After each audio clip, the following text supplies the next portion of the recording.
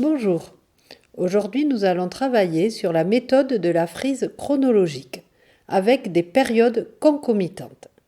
La première étape, lorsqu'on veut construire une frise chronologique, est de différencier les périodes et les événements. Pour cela, on remarque les périodes parce qu'elles ont deux dates, une date de début, une date de fin, alors que les événements, eux, n'ont qu'une seule date.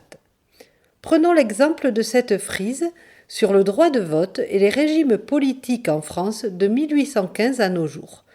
La frise devra s'étendre de 1810 à 2010. Alors, nous avons là une liste d'éléments à placer. On va commencer par surligner les périodes. Si vous le souhaitez, vous pouvez mettre la vidéo en pause pour faire cet exercice et on le corrige en suivant. Donc dans cette liste, il y a 5 périodes. 1815-1848, la monarchie constitutionnelle. 1815-1848, le suffrage censitaire. 1848-1944, le suffrage universel masculin. Depuis 1944, le suffrage universel. Depuis 1958, la Ve République. On remarque là qu'il y a deux périodes qui n'ont pas de date de fin puisqu'elles se continuent encore aujourd'hui. Mais comme il y a le mot depuis, on comprend qu'il s'agit d'une période. La deuxième étape, lorsqu'on veut construire une frise, c'est de calculer l'échelle. Pour cela, il faut diviser la durée, que ce soit le nombre d'années, de mois, de jours selon la frise, par le nombre de carreaux dont on dispose, ou de centimètres. Ainsi, on détermine combien représente un carreau. Par exemple, sur notre frise sur le droit de vote, on a 200 ans à représenter en 20 carreaux. On va donc diviser 200 par 20, on obtient 10. Donc, un carreau représente 10 ans. Cela peut s'écrire de deux façons, soit on écrit un carreau égale 10 ans, soit, ce qui est mieux, on dessine un petit segment d'un carreau et on écrit à côté 10 ans. La troisième étape est de déterminer s'il y a, parmi les périodes, des périodes concomitantes. Reprenons notre exemple où on a surligné les périodes. Donc, parmi ces 5 périodes, y en a-t-il de concomitantes? Oui, il y a donc des périodes concomitantes 2 à 2. Les deux premières ont exactement les mêmes dates, 1815-1848, donc elles sont exactement concomitantes. Et la toute dernière, depuis 1958, est concomitante avec l'avant-dernière depuis 1944. Donc on a deux périodes concomitantes. On va devoir faire une épaisseur de frise proportionnelle au nombre de périodes concomitantes. Ici, comme on en a deux, on va faire une frise par exemple de 4 carreaux d'épaisseur. Avec toutes ces informations, on va pouvoir passer à la quatrième étape, la construction du cadre. Pour notre exemple, on va donc créer un cadre de 20 carreaux de longueur.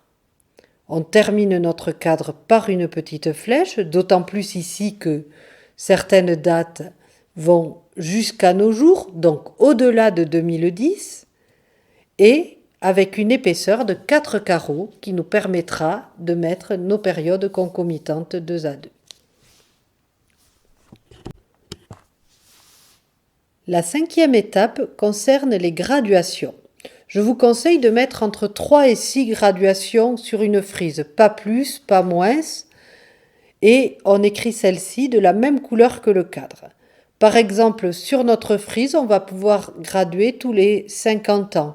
Donc on va mettre 1850, 1900, 1950 et 2000. Comme un carreau dure 10 ans, nos graduations seront tous les 5 carreaux. La sixième étape est de représenter les périodes. Les périodes se représentent à l'intérieur de la frise.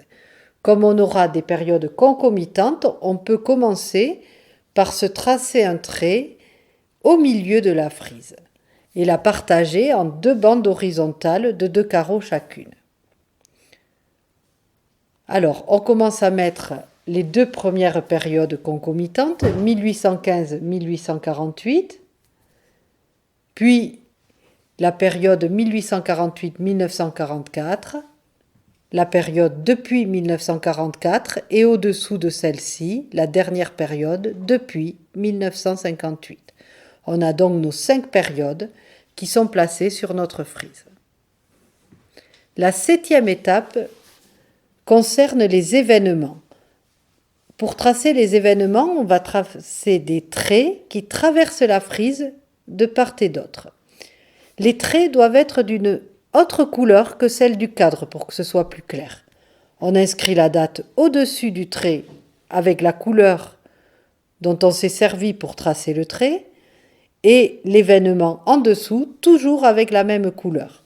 Ici, nous n'avons que 2 événements à tracer. 1913, l'apparition de l'isoloir et 1974, le passage du droit de vote de 21 à 18 ans. Ces 2 périodes sont assez espacées, donc ça va être relativement facile. Donc on commence par 1913, on écrit au-dessus la date, en dessous la signification, donc apparition de l'isoloir. Et on fait de même pour 1974.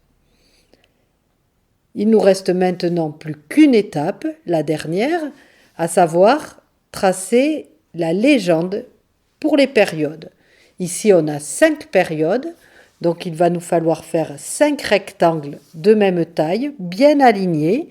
Le contour de mes rectangles va être de la même couleur que mon cadre, noir pour notre exemple, et on écrit à côté la signification de chaque couleur en utilisant le même encre que celui qu'on a utilisé pour écrire les dates à l'intérieur des périodes.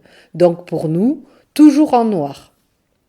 Et voilà, notre frise est terminée. J'espère que cette vidéo vous aura aidé à mémoriser toutes ces étapes et à réussir votre prochaine frise. Bon courage, à bientôt!